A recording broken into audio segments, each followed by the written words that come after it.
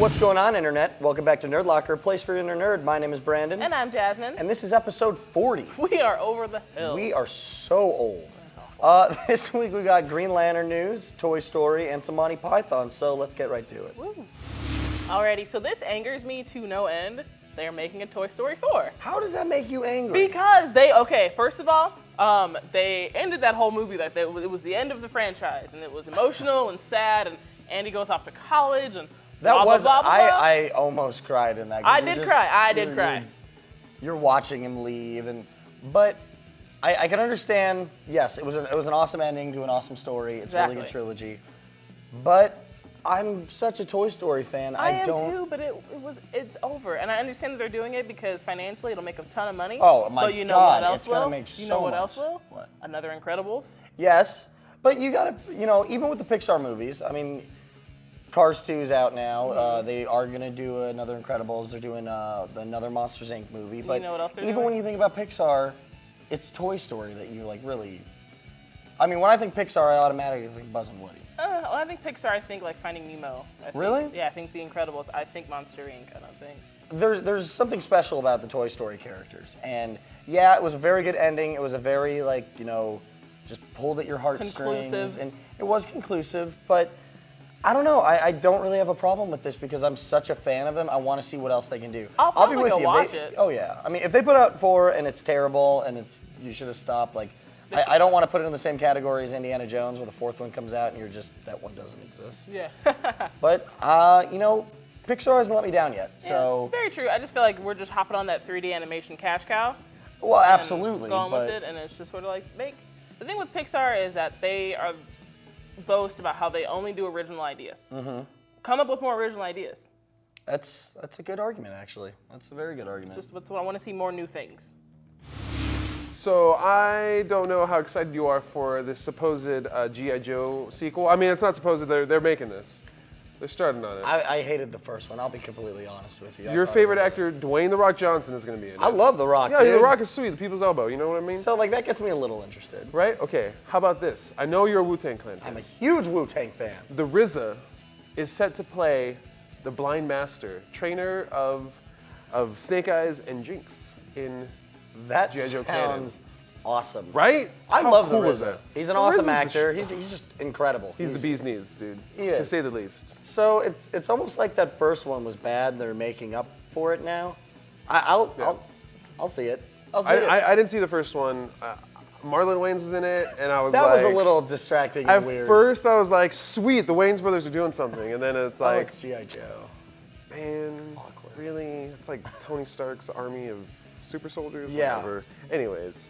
The RZA. The RZA, dude. Playing The a RZA. ninja master. And, he can act. Yeah. Funny people. He was amazing in that. He was a good supporting American character. Gangster. He's awesome. He's So just a really good actor, so...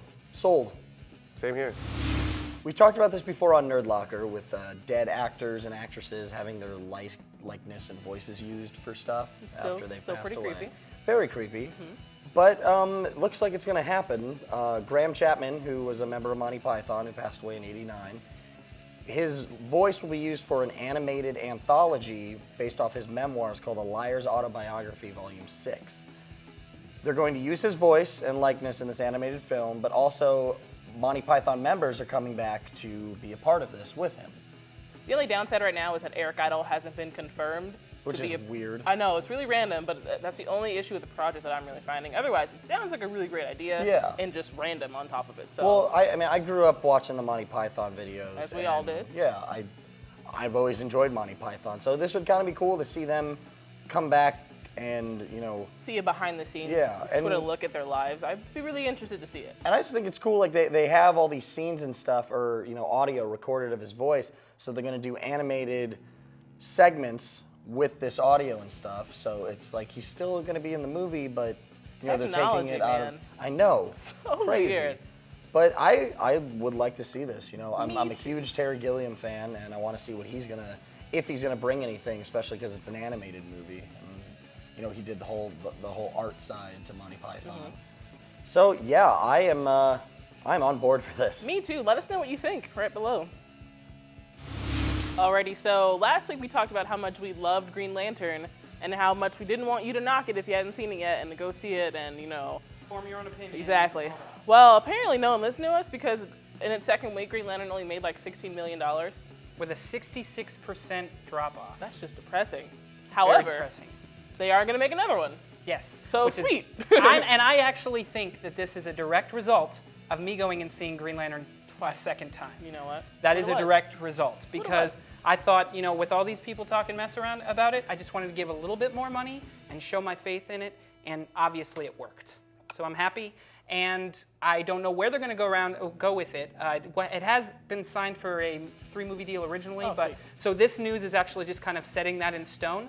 So I'm very happy about it. I am too. I think there's a lot of places they can go. They can start introducing other Lantern Corps. They can obviously go where they have to go the Sinestro and the Yellow Lantern Corps route. There's nothing else that you could possibly do. But Hopefully, they didn't put too much stuff or too much emphasis on certain things in the first movie, so they could easily fix things. Maybe, I don't know, fix the fact that Krona became Parallax and instead released him. I don't know. Yeah. With some kind of wordplay, they could fix that. I'm hoping. It's Tons of little stuff things needed. like that matter in the second movie. So Brandon, Transformers came out this week. It did. And we have an awesome review up about it that our producer Jim wrote, so go check it out and let us know what you think. So funny story, Michael Bay actually destroyed 532 cars in the making of Transformers. Jesus Christ. So how do you do that? Holy But crap. apparently they were all cars that were donated because they had received flood damage. Yeah. So it was free cars, so you might as well destroy them. I get that, but holy crap. The scale of That's like I can't comprehend like 532 cars. Like just gone. destroyed. They could have Like, recycled them. Man, he just overdoes it. that's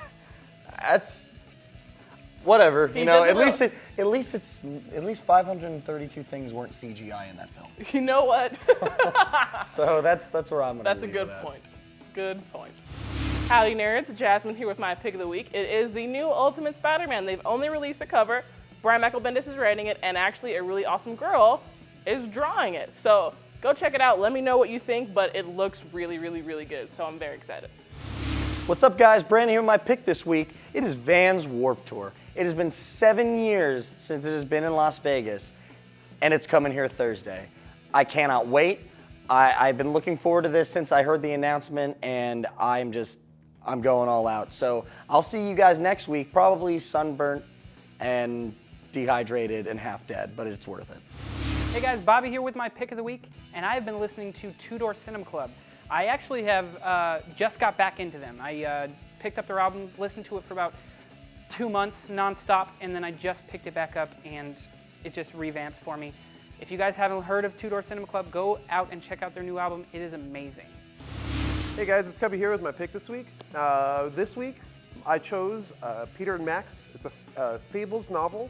I don't know if you know anything about Fables. It's my absolute favorite comic of all time. It's a story about all your classic Fable characters. Snow White, Big Bad Wolf, Cinderella's in it. Who else is in it? Briar Rose, Pinocchio, Geppetto. You get the point. All those people living in New York and having a little secret society, and they just live their lives. And this book takes place. It's dealing with the Pied Piper, his brother Max, Little Bo Peep. It's really, really fun. It's a great story, and I highly recommend it. All right, so that is it for episode 40 of Nerdlocker. Be sure to like us on Facebook, follow us on Twitter, and subscribe to us on YouTube, and also visit nerdlocker.com for all your updates. I'm Brandon. And I'm Jasmine. And you guys have a nerdy week.